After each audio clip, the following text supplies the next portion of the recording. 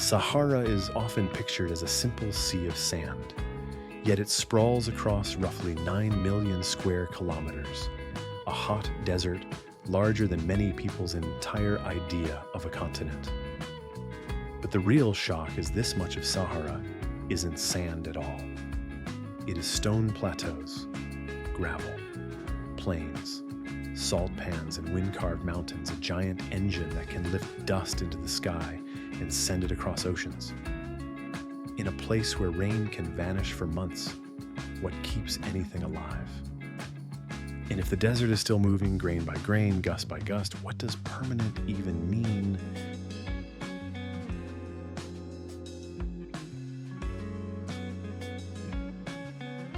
Sahara looks empty from high above, but its emptiness is built like a layered archive. The desert sits across an ancient core of Africa, old rocks that have endured for hundreds of millions of years, while wind heat and rare violence from water keep rewriting the surface. That is why Sahara never holds one face for long. It shifts between ergs, sand seas regs, gravel plains, hamadas, stone plateaus and sabkas, salt flats, as if the land itself is changing costumes.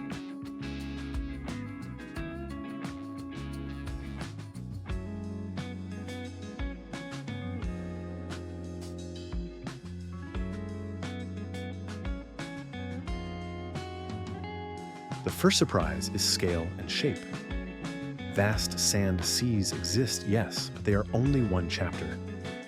In places like the Grand Erg Oriental on the edge of Algeria and Tunisia, dunes roll like frozen waves, crescent-shaped barshans, marching downwind ridges, braided like corded rope slopes, steep enough to sing under the right conditions when sand grains slide in unison. Yet travel a few hours away, and the sand thins into a hard, stony crust, where the horizon becomes sharper and harsher.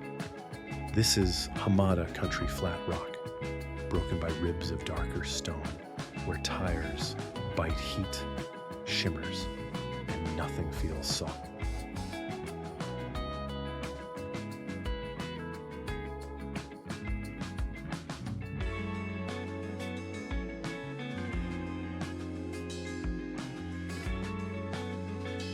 Sahara's mountains are the next clue that this desert is not a simple flatland. The Ahagar in southern Algeria rises like a blackened spine, volcanic remnants, and resistant rocks standing above the plains. Farther east, the Tibesti Mountains in Chad punch, higher still an island of altitude in a sea of aridity. These ranges do more than decorate the skyline. They bend winds, steer storms, and create pockets where cooler nights, occasional rainfall, or hidden springs must allow life to cling on. In a land where a single dependable water source can shape a settlement, a route and a history, mountains become more than geology, they become destiny.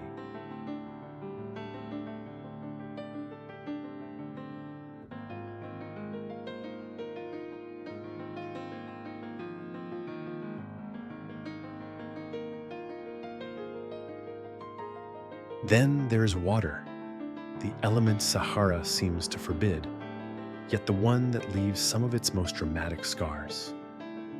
When rain finally arrives, it often comes as brief, intense bursts. Dry channels called wadis can become violent rivers in minutes, tearing through loose sediment, carving gullies and spreading fans of gravel across the plains. These floods vanish quickly, but they deliver a message: the desert is not only made by dryness, it is also made by rare moments of force. Even more telling are the ghost structures, ancient shorelines, lake beds, and river traces, hints of a Sahara that once looked nothing like this. During the African humid period thousands of years ago, parts of today's desert held lakes, grasslands, and wildlife corridors. When climate patterns shifted and monsoon rains retreated, the green world contracted, water bodies shrank, and sand and stone reclaimed what had been temporarily soft and living.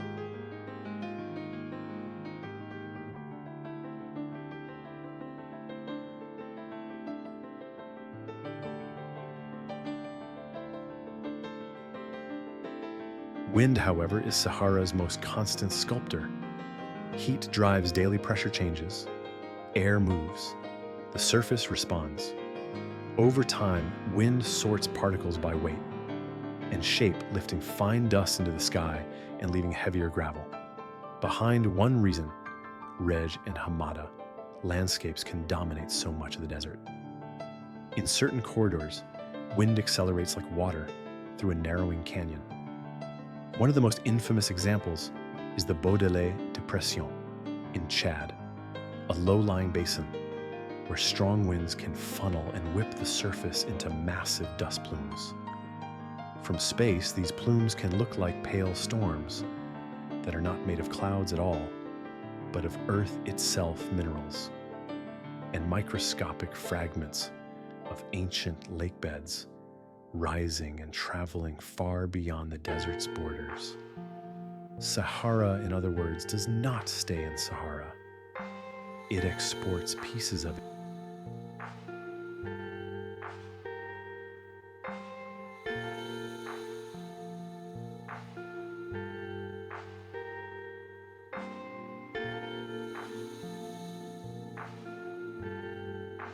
Even the sand seas are not stable monuments.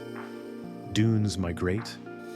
Their crests shift season by season, year by year, shaped by prevailing windstorms and the subtle trap of vegetation near the desert's margins.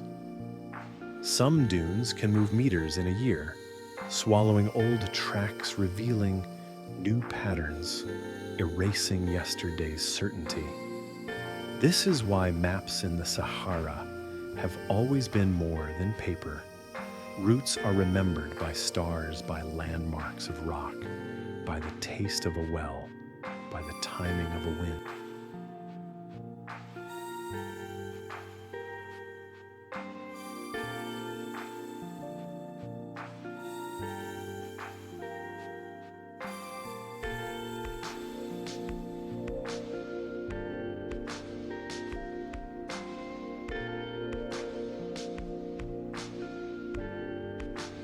And beneath all of it is the quiet truth that Sahara is not merely a desert.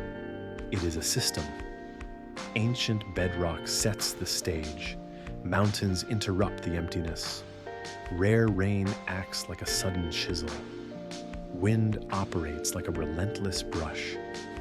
Together they create a landscape that looks timeless, while changing constantly, slowly and visibly, and then all at once.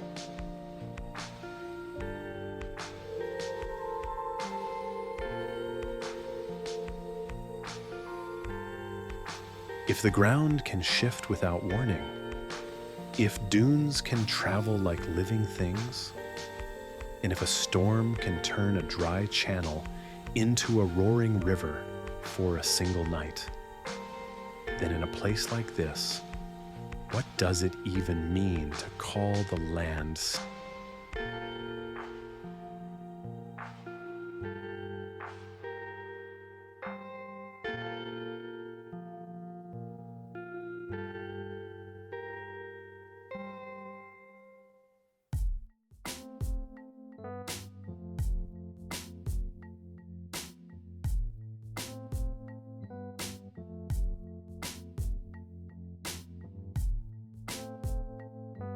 At first glance, Sahara seems to reject the very idea of life. The air is too dry, the sun too direct, the distances too enormous. But the desert does not eliminate life, it selects it. Everything that survives here does so by becoming a specialist in timing, in temperature, in water, in invisibility.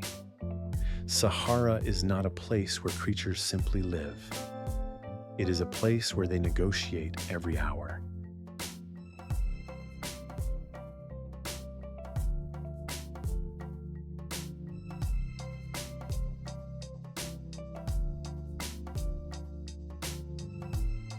The first rule is to avoid the sun.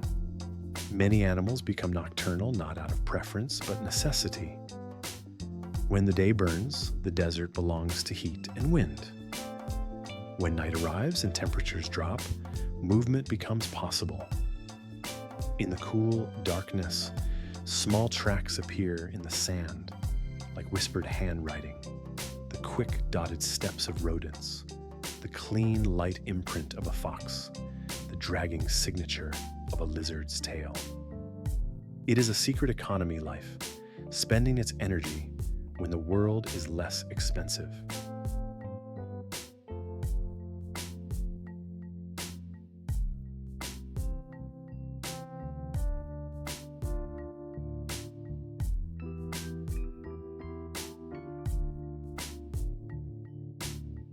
One emblem of that secret economy is the fennec fox.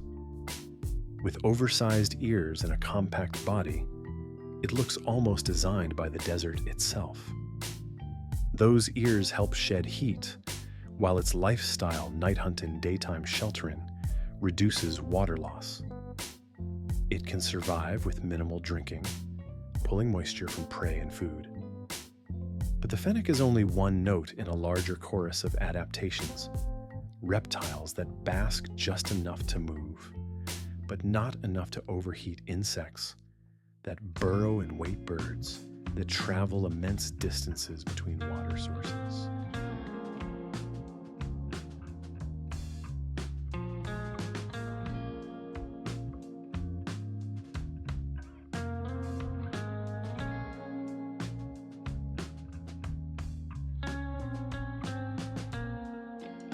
Then there are animals built for distance.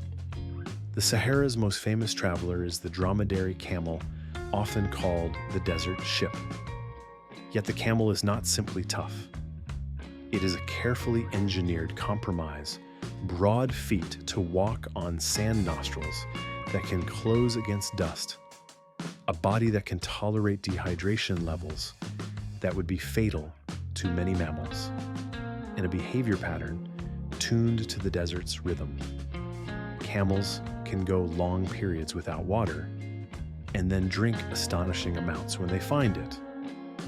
But even camels depend on what the desert provides in small, scattered doses. Dry grasses after a rare rain, thorny shrubs,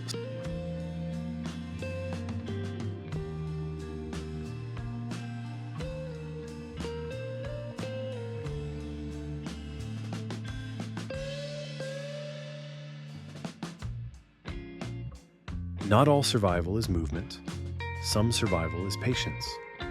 On the edges of Sahara, where desert meets Sahel and steppe plant life plays the long game, many species remain dormant as seeds through brutal dry seasons, then explode into bloom after a brief rainfall painting normally colorless ground with sudden purples and yellows. This pulse ecology is one of the desert's great illusions. For most of the year, it appears lifeless. Then almost overnight, it looks reborn. Yet the rebirth is temporary and the window is narrow. If the rain comes too early, too late, or not at all, the cycle collapses.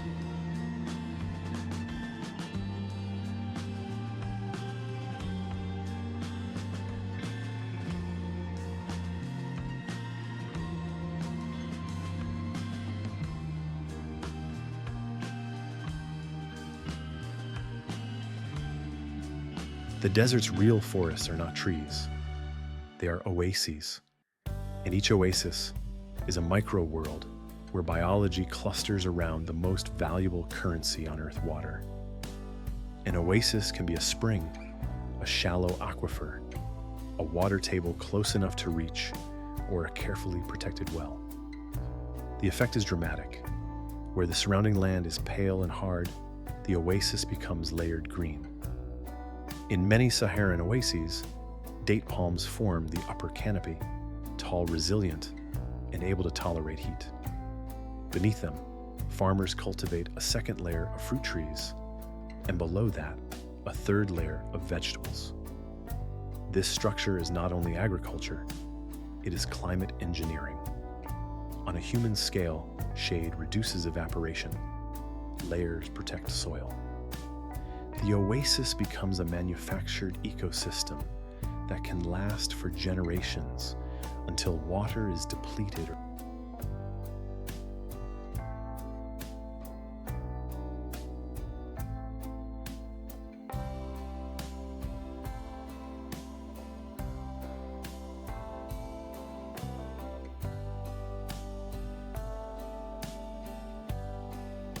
These living islands are not rare curiosities. They are the most important ecological junctions in the desert, allowing both wildlife and people to move across what would otherwise be impassable emptiness. Around them you can find birds that stop mid-migration, insects that thrive in pockets of humidity, reptiles that hunt near vegetation, and mammals that time their journeys with knowledge older than written maps. One oasis is never just one oasis. It is a node in a network, one that determines routes, stories, and survival.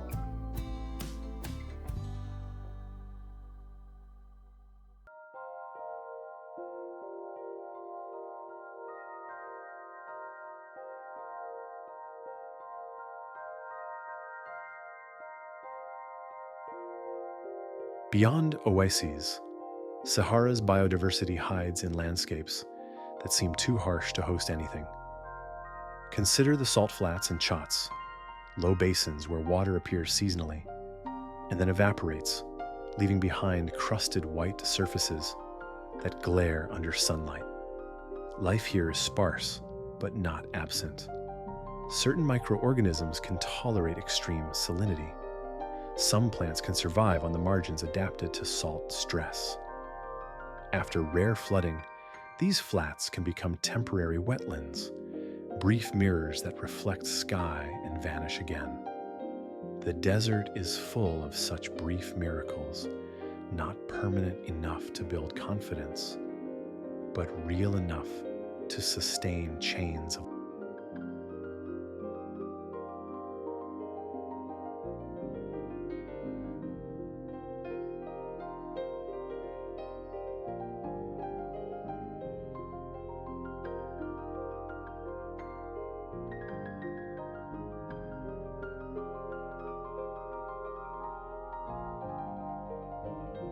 The mountains change the rules once more. In the Ahagar and Tibesti altitude brings colder nights, more condensation, and a slightly higher chance of rainfall. Valleys can trap moisture. Shaded slopes can preserve it longer. Plants that would not survive on open plains can exist in protected pockets. Small mammals, birds of prey, and specialized reptiles can find niches in rock crevices and canyon shadows. These uplands are like ecological refuges, places where life can retreat during harsh phases and expand again when conditions allow.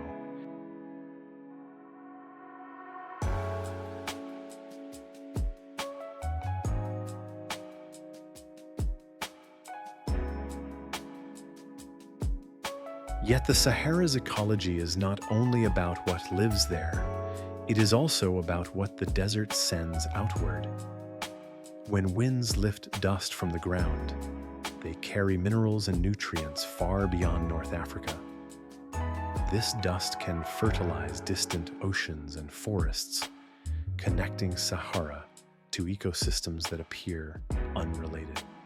A desert, in that sense, becomes an exporter of particles of chemistry of influence. It is a reminder that barren does not mean isolated. Even when it looks empty, Sahara participates in global systems, climate, atmosphere, nutrient cycles, like a hidden engine running in the background of the planet.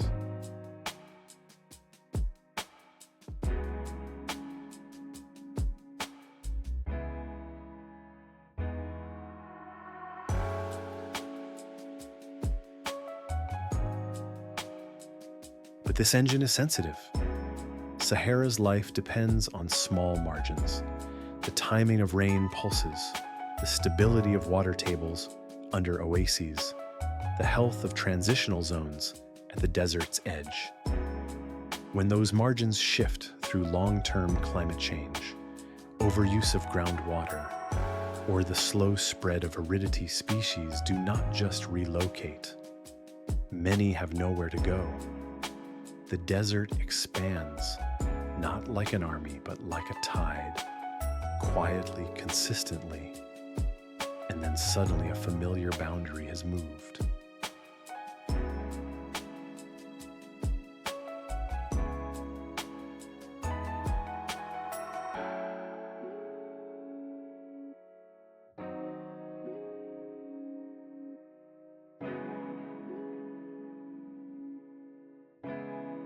So the Sahara is alive, but alive in a different way than a forest or a river valley. Here, biodiversity is not about abundance. It is about strategy. It is about shadows, burrows, timing, and the discipline of wasting nothing.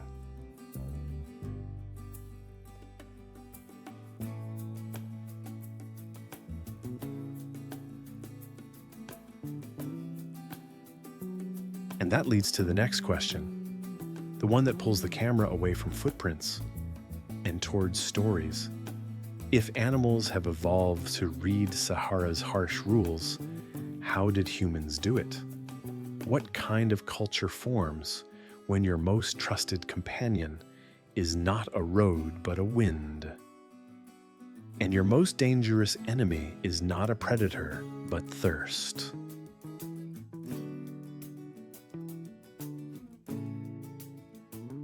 Long before Sahara became a synonym for empty, it was a corridor, sometimes even a homeland. The desert's oldest human story is not written in cities, but in shifts of climate, and the thin, stubborn traces people left behind when the land was kinder. During wetter millennia, when monsoon patterns reached farther north, parts of the Sahara held lakes, grasslands, and seasonal rivers. This phase is often described as a Green Sahara, but the more haunting truth is what that phrase implies. The desert's current face is not its only identity. Sahara has worn other skins.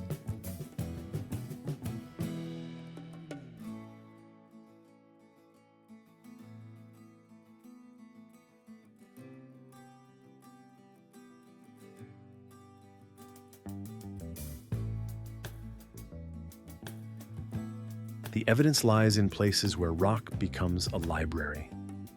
In the sandstone plateau of Tassili, Niger, in southeastern Algeria, cliffs and sheltered overhangs preserve thousands of rock images. Animals with rounded bodies, herds in motion, human figures and ritual postures, scenes that suggest a world with water and grazing land. These are not casual doodles. They are clues about how people understood the land, what they hunted, what they feared, what they celebrated, and what they believed was sacred enough to carve into stone. When modern eyes look at those figures, cattle where no pasture exists today, they are forced to confront a simple question. If the desert can change this completely, what else can change without warning?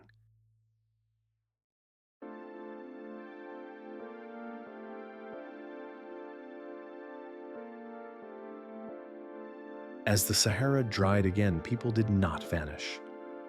They adapted, and adaptation became culture. Survival in a tightening world demanded new skills, reading the sky, memorizing water sources, understanding seasons that were no longer reliable. Over time, communities learned that the desert was not one uniform enemy. It was a mosaic of zones, rock plateaus that were harsh, but navigable sand seas that could erase direction, mountain uplands that offered refuge, and oases that could become both sanctuary and trap.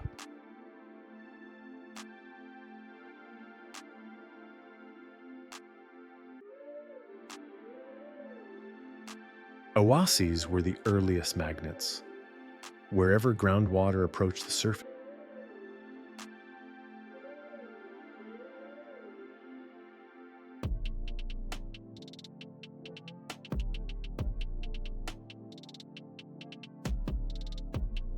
their world was not built on the generosity of rainfall, but on engineering and persistence.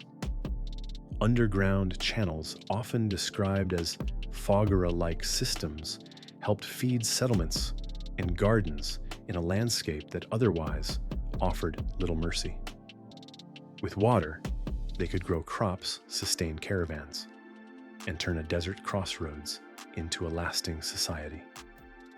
In a place where a well can decide whether a family lives or dies, water management is not agriculture. It is power. It is politics. It is the foundation of culture.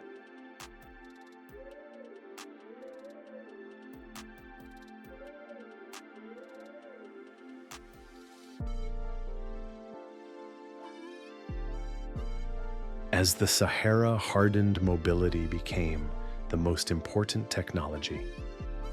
People who remained learned to travel with the desert rather than against it. Across northern Africa, desert societies evolved around movement, seasonal, purposeful, and deeply informed by knowledge passed through generations. Among the most iconic are the Tuareg, often recognized by indigo-dyed cloth, and a tradition of navigating immense distances through open land. But navigation here did not mean roads. It meant reading subtleties, the direction of a wind that shifts at dusk, the angle of stars across different seasons, the shape of a distant.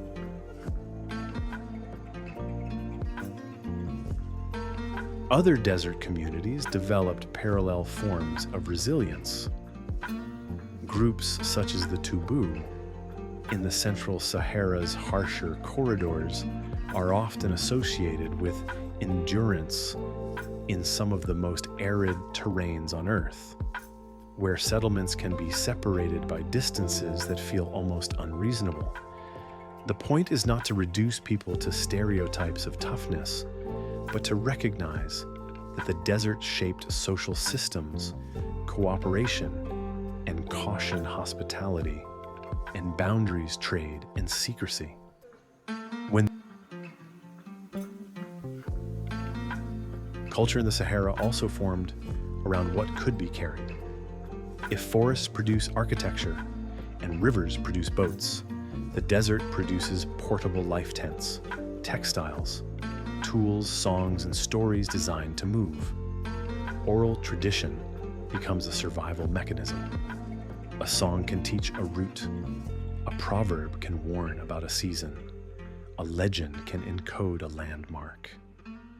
And when night falls, when the heat drains away and the sky opens like a black ocean, storytelling becomes more than entertainment.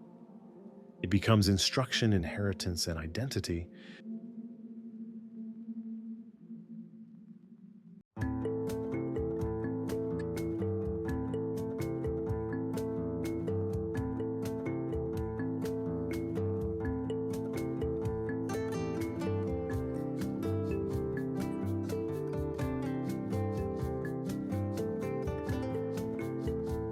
Religion and ritual were shaped by the same forces.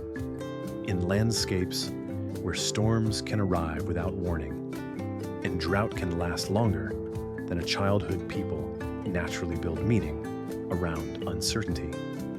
Rock art suggests ceremonies, dances masked figures, moments when communities tried to negotiate with the invisible. Later traditions across the Saharan world often placed enormous respect on the element's wind that can blind heat, that can kill water, that can resurrect. The desert does not just test bodies, it tests belief systems, forcing them to answer questions about fate, endurance, and community.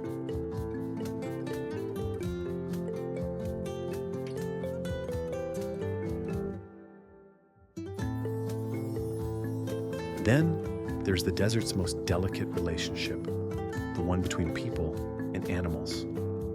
Long before camels dominated popular imagination, humans in the Sahara relied on what the environment could support.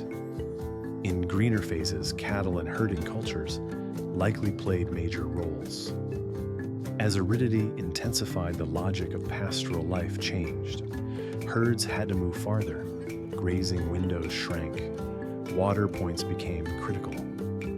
Over centuries, desert herding became less about owning animals and more about understanding time, when to leave, when to return, when the land could give and when it would punish.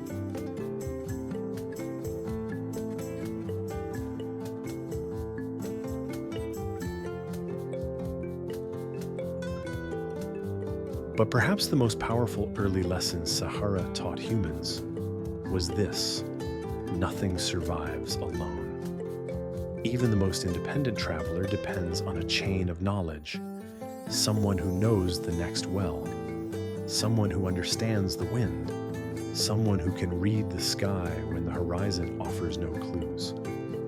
That dependence created a culture of codes, hospitality rules, that could mean the difference between life and death, trading relationships that turned strangers into allies, warnings about places where the land lies. In many desert traditions,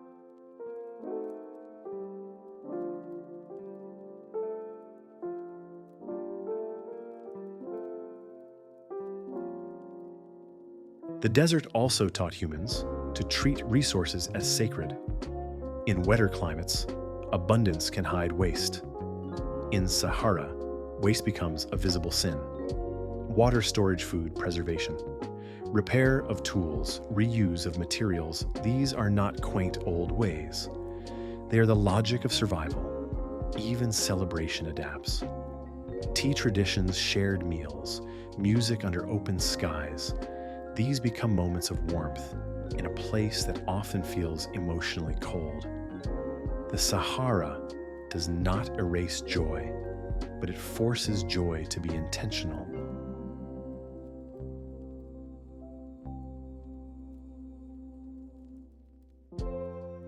Archaeology adds another layer of humility. Sahara has been a stage for many human chapters, not a single story. Stone tools, burial sites, rock engravings, and scattered remains across different zones suggest waves of settlement and movement influenced by climate pulses and opportunities. Human presence in the Sahara expands when conditions soften and contracts when drought returns like breathing. The desert teaches that history is not a straight line.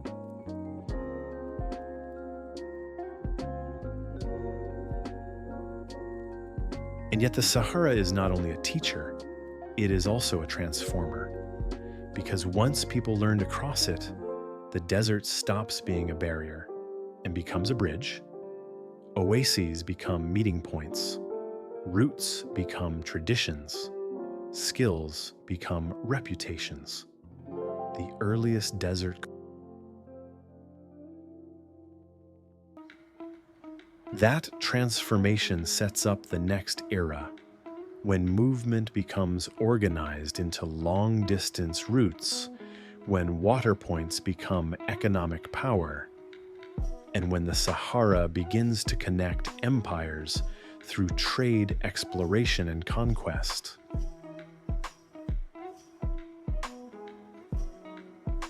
So the question shifts quietly but completely. There is a moment in Sahara's history when the desert stops being a blank on the edge of maps and becomes something far more dangerous and far more valuable, a corridor. Not a corridor of roads and bridges, but of agreements, risks, and repeating knowledge. Once people learned how to cross the desert with consistency, the Sahara began to function like an ancient global network. It moved goods, yes, but it also moved faith, language, technology, and power.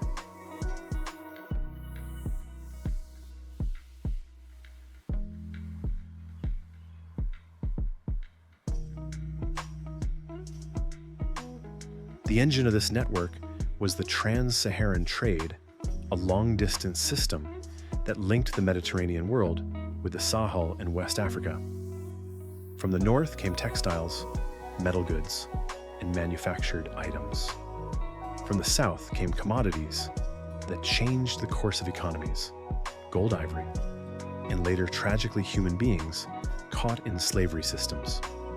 But in the Sahara itself, the most essential trade item was neither gold nor cloth. It was salt, white, heavy, and life-sustaining. In hot climates, salt is a medicine. It preserves food. It keeps bodies working. Entire routes formed around it because salt could be mined in the desert and exchanged for gold and other goods farther south.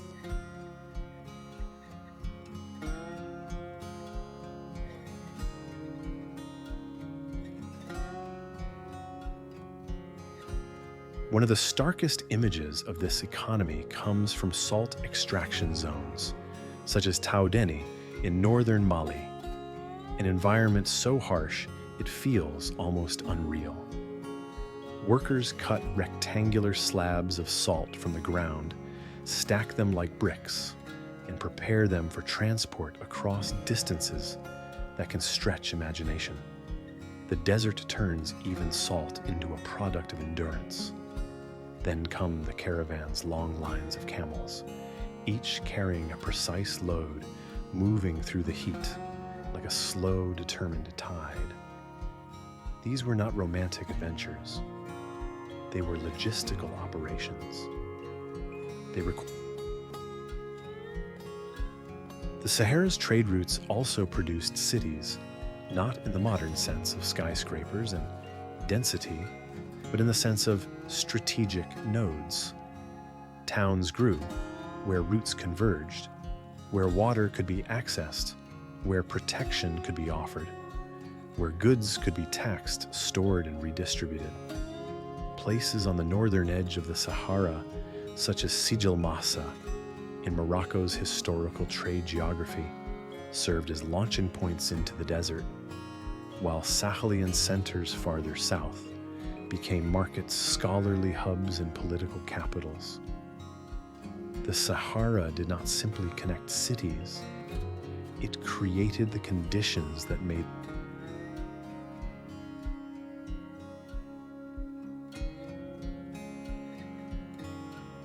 trade never travels alone. It brings outsiders.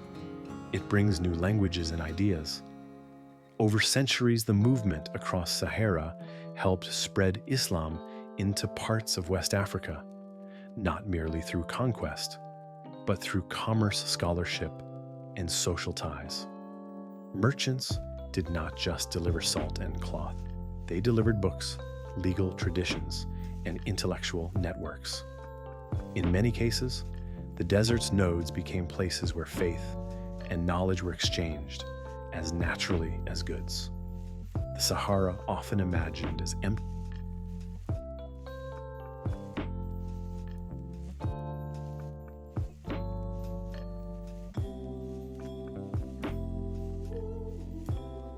but the desert is not a neutral highway. Every crossing creates a hierarchy of risk. Those who know the desert hold an invisible advantage. Guides, caravan leaders, and communities who controlled wells could influence routes, demand payments, enforce rules, or deny access. A water point could become a political instrument. A rumor about a dried well could reroute trade and ruin profits. Even the wind could become part of power because it decides what is visible and what is hidden.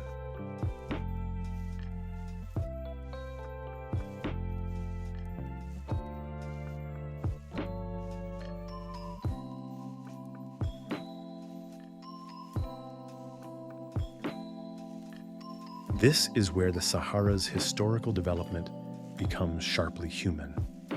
The desert forced cooperation caravans, needed protection alliances, negotiation, but it also encouraged exploitation. Taxation and toll systems grew along routes. conflicts rose over access to water and territory.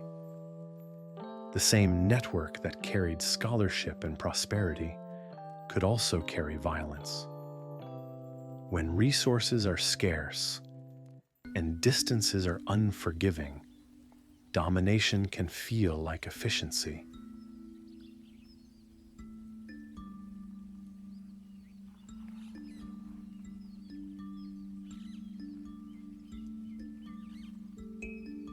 As centuries passed, new forces entered the Saharan stage: European explorers, colonial administrations, and modern borders, drawn with straight lines that often ignored the desert's older logic.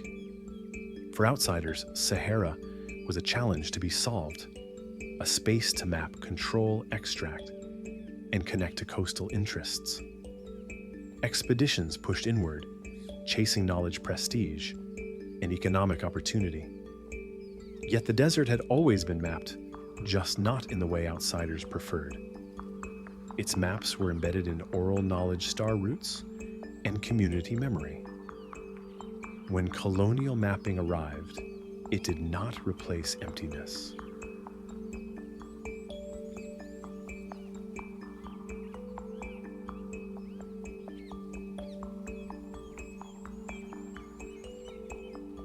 Colonial borders in North and West Africa often sliced across traditional movement zones. For desert communities whose lives depended on seasonal mobility, following grazing trade cycles, or family networks, these borders introduced friction. Movement that once required negotiation with nature now required negotiation with state power, permits restrictions, checkpoints, new legal definitions of belonging. In that sense, the Sahara's modern history contains a quieter kind of violence, the shrinking of movement. A nomadic world built on roots becomes pressed into fixed ideas.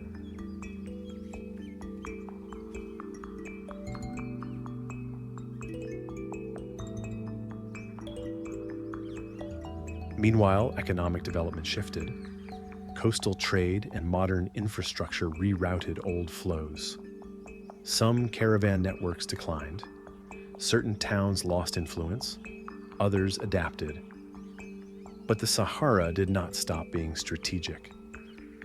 In the modern era, it becomes tied to new resources and new anxieties: oil and gas extraction mining projects, strategic military corridors, migration routes, and smuggling networks that thrive in places where state control is thin. The desert's vastness still attracts those.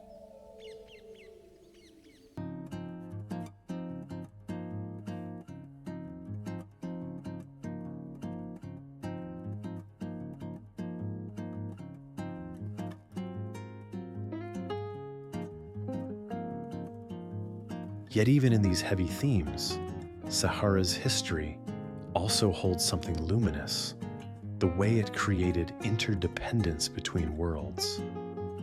The Mediterranean North and the Sahelian South were not isolated destinies. They were linked by months-long journeys, by risky agreements, by shared marketplaces, and by the simple truth that one region had something the other needed. The desert did not prevent connection. It shaped the form of connection into something slow, costly, and therefore meaningful.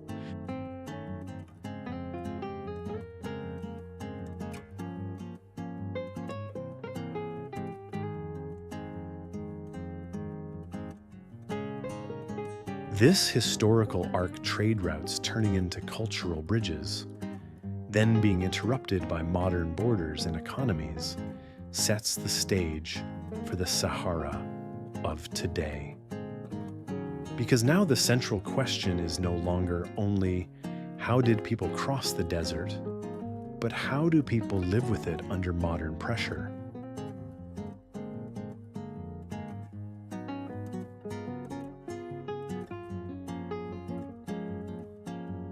So the desert story moves into the present, and the tension becomes sharper. Can can the Sahara remain a living system, or will modern demands turn it into a resource to be consumed?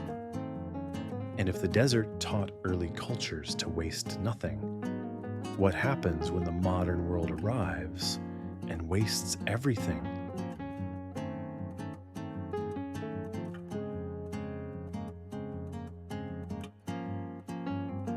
Modern Sahara is not a museum. It is a living, stressed landscape, still ancient, still immense, but now caught between forces that move faster than dunes ever could. The desert's old rules remain. Water is destiny, distance is discipline, and heat punishes arrogance. Yet new pressures arrive from outside and within: climate volatility, groundwater extraction, mass tourism, resource development, and the reshaping of identities in a world that increasingly demands permanence from people whose survival once depended on mobility.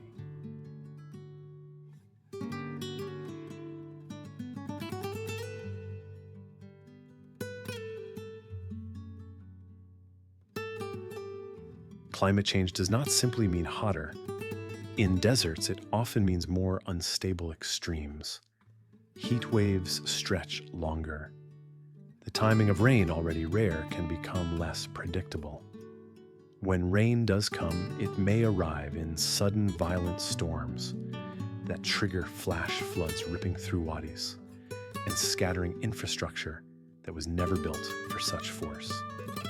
This volatility hits the most fragile places, first oasis systems that rely on stable water tables, and transitional zones on the desert's margins, where slight shifts in moisture can decide whether grassland persists or collapses into dust.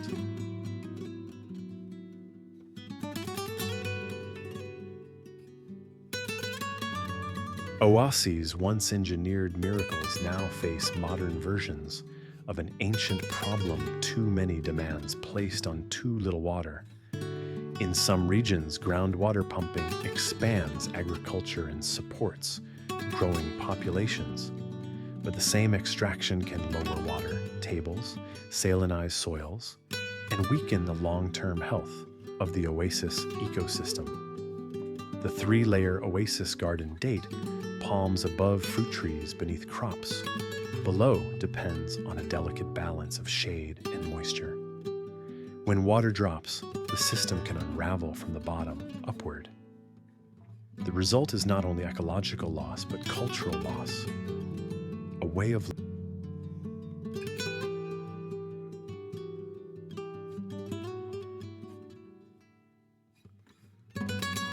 tourism is another double-edged force. Sahara has always attracted outsiders, explorers, traders, pilgrims, but modern tourism is different in speed and scale.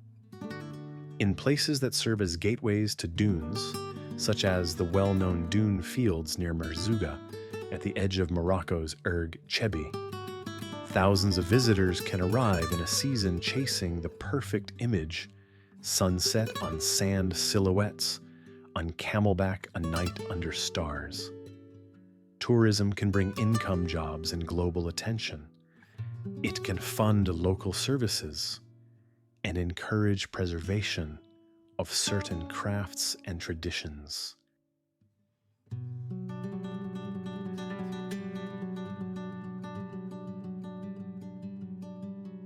But tourism also reshapes the desert into a stage. Increased traffic can mean more off-road vehicles, cutting tracks into fragile ground, more waste in places where decomposition is slow, and more demand for water and energy in areas where both are costly. In the rush to provide authentic experiences, culture can become a performance traditions, simplified to match visitor expectations, communities pressured to become a product. The Sahara, which taught earlier societies to waste nothing, now faces a modern economy that can generate waste quickly. Plastic bottles, fuel use infrastructure, built for short-term peaks rather than long-term balance.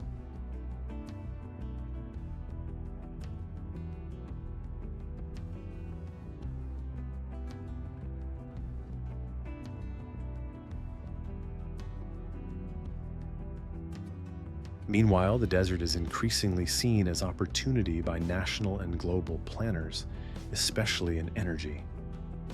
The Sahara receives extraordinary sunlight, and the idea of harvesting that light through large-scale solar projects has a seductive logic. In theory, deserts could help power cities and reduce fossil fuel dependence.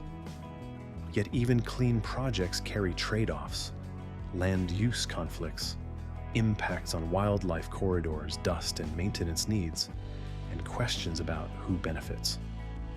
When development arrives, the desert becomes a negotiation between environmental goals and social justice. Who owns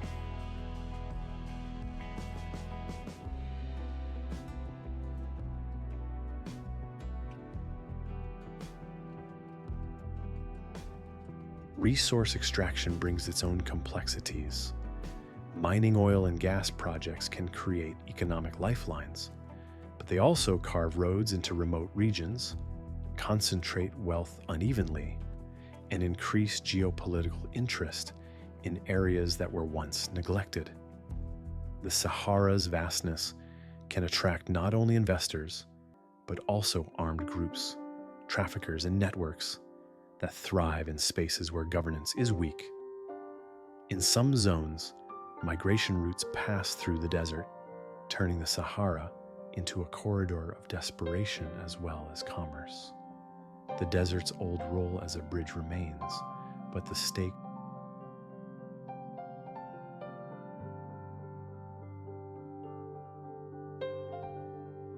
Amid all these pressures, contemporary Saharan life is also marked by resilience and reinvention.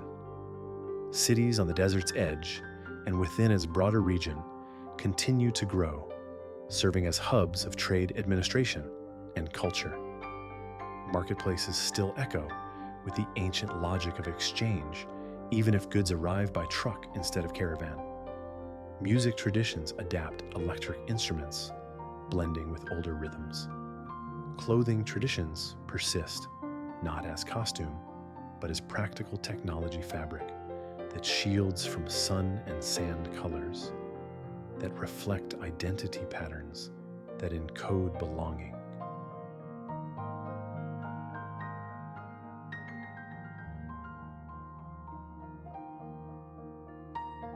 For communities with nomadic or semi-nomadic roots, modern life often becomes a tension between movement and settlement.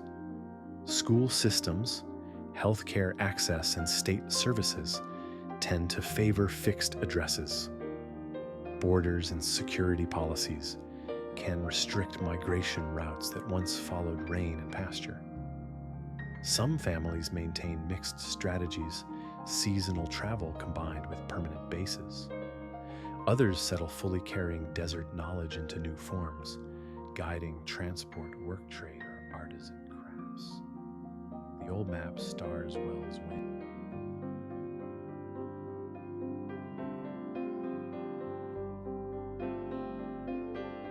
Perhaps the deepest modern challenge is psychological, the world's tendency to view Sahara as nothing. That perception can justify neglect, extraction, or simplification. Yet the desert is not a void. It is a climatic engine, a cultural archive, and a living system with boundaries that shift.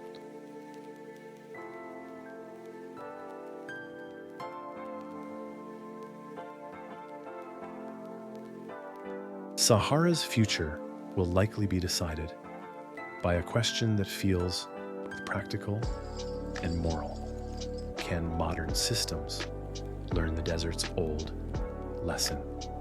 Waste nothing, respect limits honor, knowledge, or will the Sahara be treated as an infinite backdrop for other people's needs?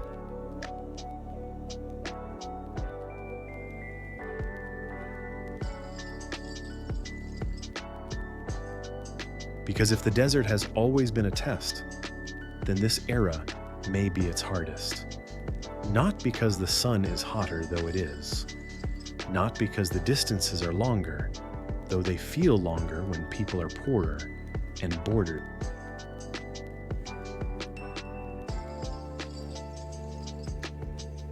And that brings the story to its final turn.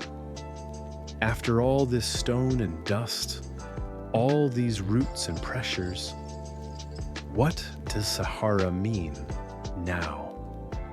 And what does it demand from anyone who wants to step into its silence?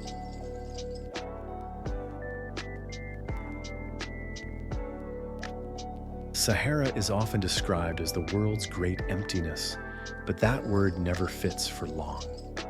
The desert is not blank. It is a record of climate swinging like a pendulum of stone, enduring while dunes migrate of life, learning to survive on thin margins, and of human cultures turning distance into knowledge. It holds the memory of wetter ages in rock art and ancient lake beds. It holds the logic of trade routes that once connected worlds through salt, gold, and stories. And it holds a modern warning written in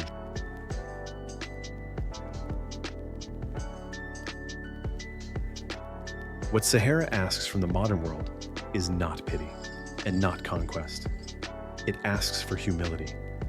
It asks people to stop treating arid lands as disposable backdrops places to exploit, tour, or ignore without listening to the systems that keep them alive. In an oasis, every palm leaf and shaded garden layer is a lesson in balance. In a caravan route remembered by stars, every decision is a lesson in preparation. In a desert where waste can kill, restraint becomes a form of intelligence.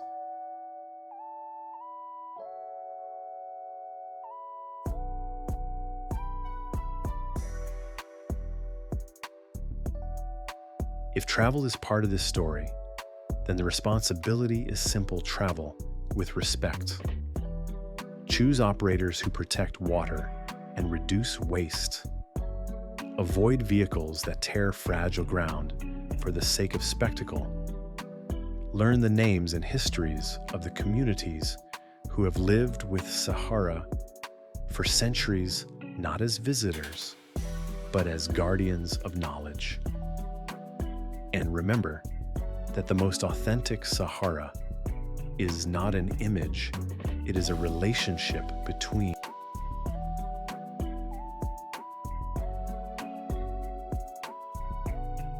On a map, the edge of the world looks like a line. In the Sahara, the edge is a feeling, a horizon that refuses to end, a sky so wide it makes human plans feel small. The question the desert leaves behind is not only what did Sahara become, but also what will we become in a century of limits? Because the Sahara has never been empty. It has always been speaking. The only real mystery is whether the rest of the world will finally learn how to listen.